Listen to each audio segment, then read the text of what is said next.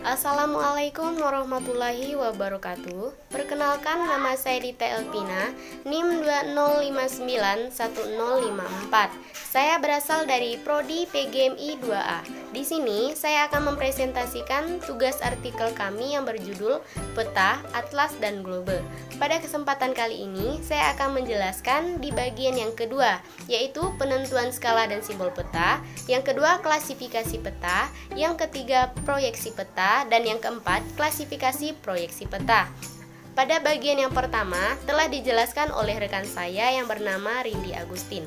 Sebelumnya, saya mengucapkan terima kasih kepada Ibu Tika Meldina MPD selaku dosen pengampu di mata kuliah Ilmu Pengetahuan Sosial di PGMI 2 ini. Baiklah, langsung saja saya akan menjelaskan di bagian C, yaitu penentuan skala dan simbol peta. Prinsip peta adalah pengecilan wilayah di permukaan bumi di bidang datar. Nah, makanya skala peta termasuk bagian yang sangat penting di peta. Skala didefinisikan sebagai perbandingan lurus jarak di peta dengan jarak sesungguhnya di dalam satuan ukuran yang sama. Nah, skala peta memiliki rumus sebagai berikut. Skala peta sama dengan jarak objek di peta per jarak objek sebenarnya di bumi. Nah, pada intinya, prinsip dari skala peta adalah kebalikannya.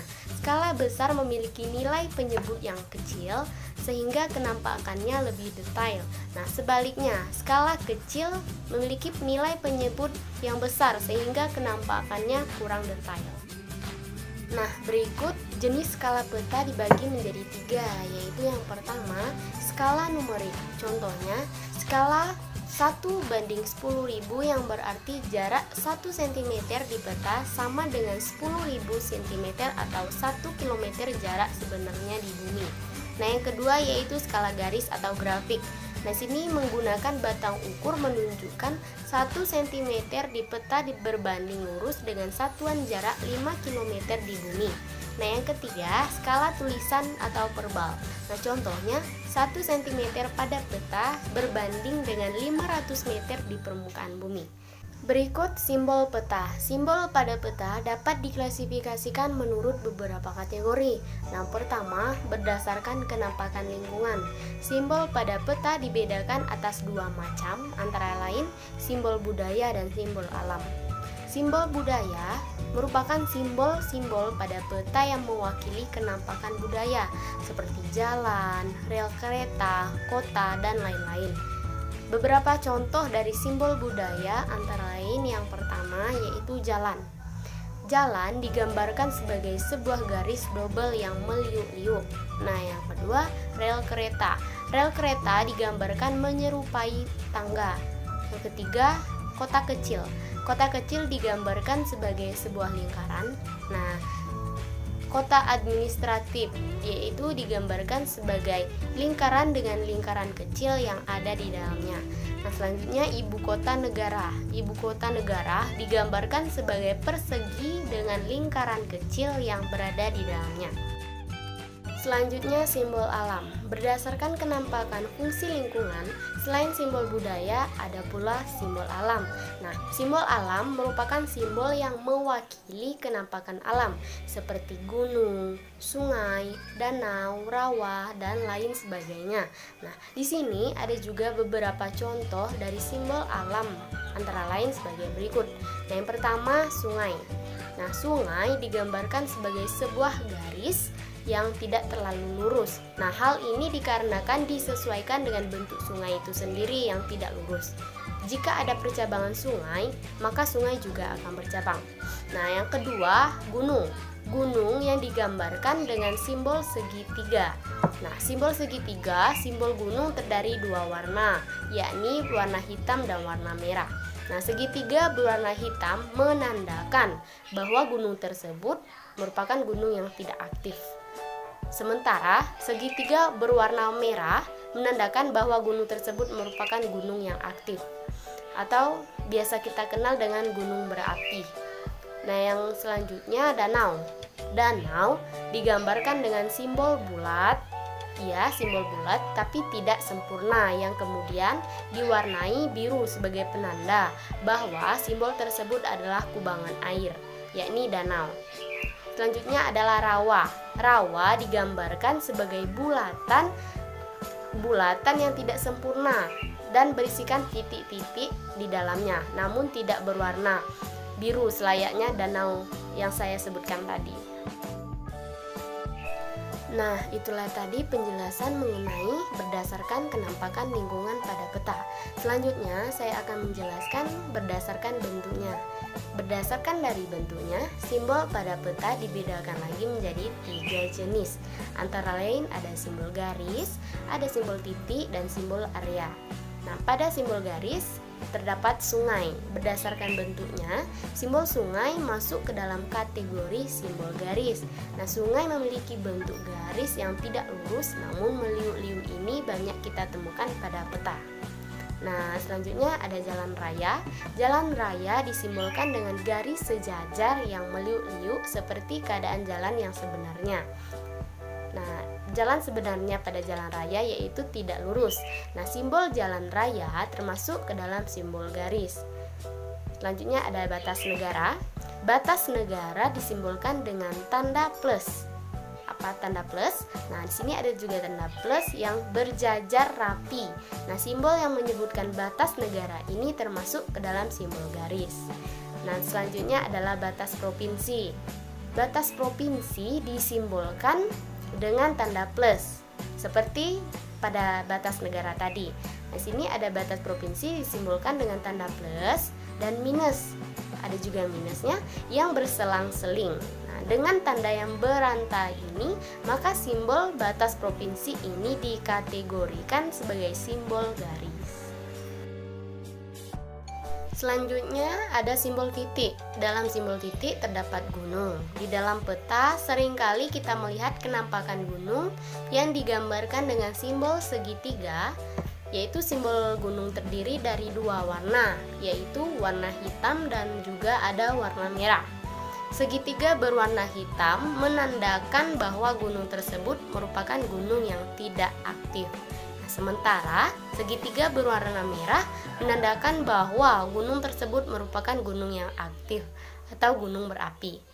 Selanjutnya, kota kecil atau kecamatan. Simbol kota kecil di dalam peta disimbolkan sebagai lingkaran kecil.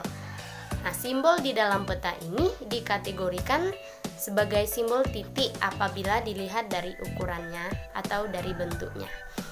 Selanjutnya ada kota administratif. Kota administratif digambarkan sebagai lingkaran dengan lingkaran kecil yang ada di dalamnya.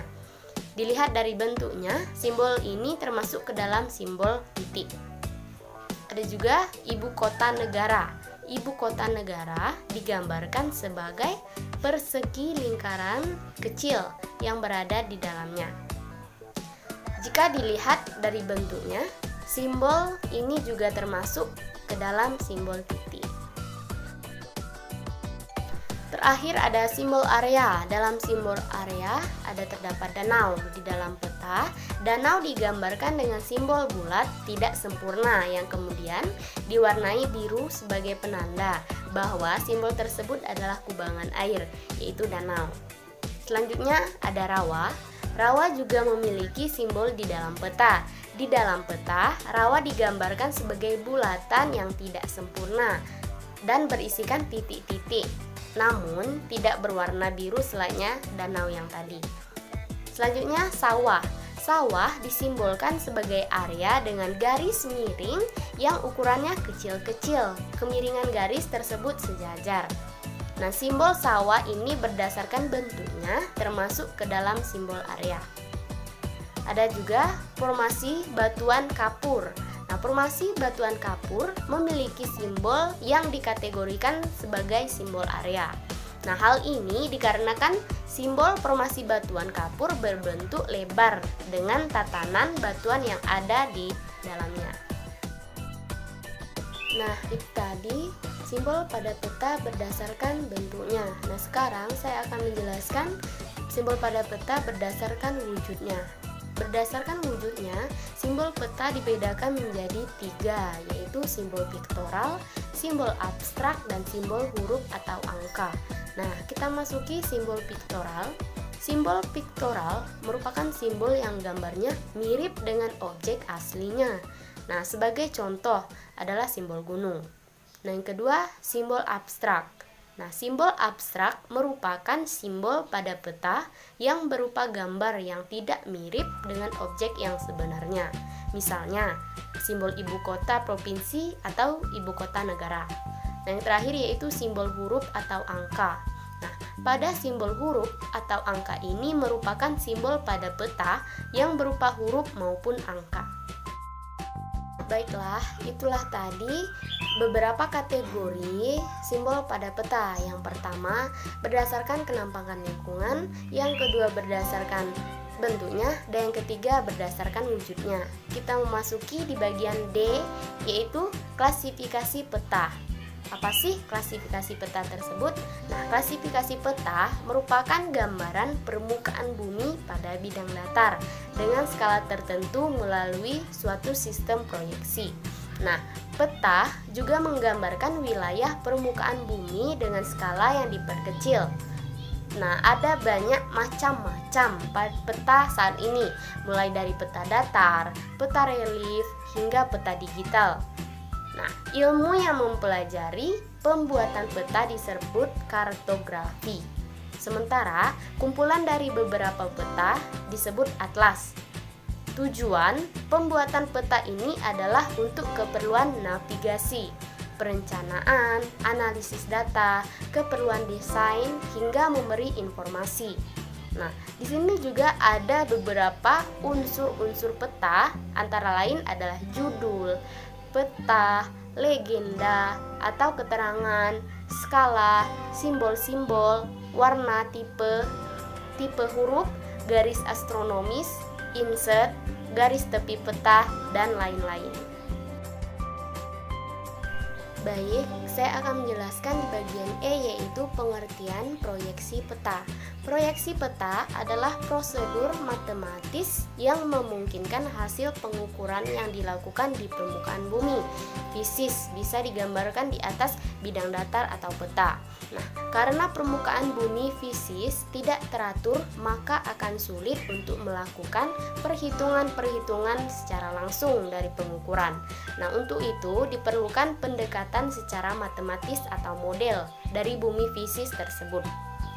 Nah, model matematis bumi yang digunakan adalah elipsoid, putaran dengan besaran-besaran tertentu. Maka, secara matematis, proyeksi peta dilakukan dari permukaan elipsoid putaran ke permukaan bidang datar. Koordinat geografis dan koordinat proyeksi pada peta diperlukan dalam pemetaan permukaan bumi yang mencakup daerah yang cukup luas atau lebih besar dari 30 km dikali 30 km, di mana permukaan bumi tidak dapat diasumsikan sebagai bidang datar. Nah, dengan sistem proyeksi peta, distorsi yang terjadi pada pemetaan dapat direduksi sehingga peta yang dihasilkan dapat memenuhi minimal satu syarat, geometrik peta ideal. Baiklah, saya akan menjelaskan di bagian materi yang terakhir, yaitu klasifikasi proyeksi peta. Klasifikasi atau macam jenis proyeksi peta dapat diklasifikasikan menjadi beberapa macam atau beberapa jenis berdasarkan bidang proyeksi yang digunakan, posisi sumbu simetri bidang proyeksi, kedudukan bidang proyeksi terhadap bumi, dan ketentuan geometrik yang dipenuhi. Jenis proyeksi yang pertama yaitu proyeksi peta menurut bidang proyeksi yang digunakan. Nah, yang pertama yaitu proyeksi azimutal. Bidang proyeksi yang digunakan adalah bidang datar. Nah, sumbu simetri dari proyeksi ini adalah garis yang melalui pusat bumi dan tegak lurus terhadap bidang proyeksi. Yang kedua, pada proyeksi ini yaitu proyeksi kerucut atau sonik. Bidang proyeksi yang digunakan adalah kerucut. Nah, sumbu simetri dari proyeksi ini adalah sumbu dari kerucut yang melalui pusat bumi. Nah, yang ketiga yaitu proyeksi silinder silindrisal. Bidang proyeksi yang digunakan adalah silinder. Sumbu simetri dari proyeksi ini adalah sumbu dari silinder yang melalui pusat bumi. Baik, lanjut ke jenis proyeksi peta menurut sumbu-sumbu bidang proyeksi yang digunakan. Nah, proyeksi yang pertama yaitu proyeksi normal atau polar.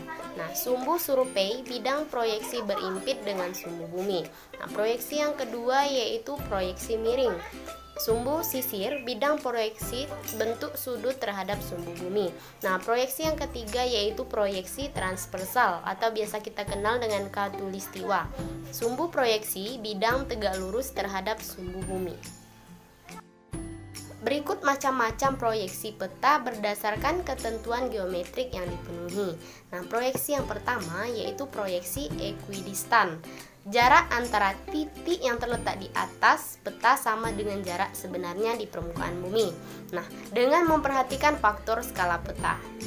Proyeksi yang kedua ini adalah proyeksi konfront atau sudut besar atau arah suatu garis yang digambarkan di atas peta sama dengan sudut besar atau arah sebenarnya di permukaan bumi. Nah, sehingga memperhatikan faktor skala peta yang digambarkan di atas peta. Nah, akan sesuai dengan bentuk yang sebenarnya di permukaan bumi. Nah, proyeksi yang terakhir ini adalah proyeksi ekuivalen. Proyeksi ekuivalen ini adalah luas permukaan yang digambarkan di atas peta sama dengan luas sebenarnya di permukaan bumi atau dengan memperhatikan faktor skala peta. Baiklah, itulah materi yang dapat saya sampaikan. Semoga bermanfaat untuk kita semua. Saya akhiri, apabila ada kesalahan saya mohon maaf, kepada Tuhan saya mohon ampun. Wabillahi taufiq wal hidayah. Wassalamualaikum warahmatullahi wabarakatuh. Terima kasih.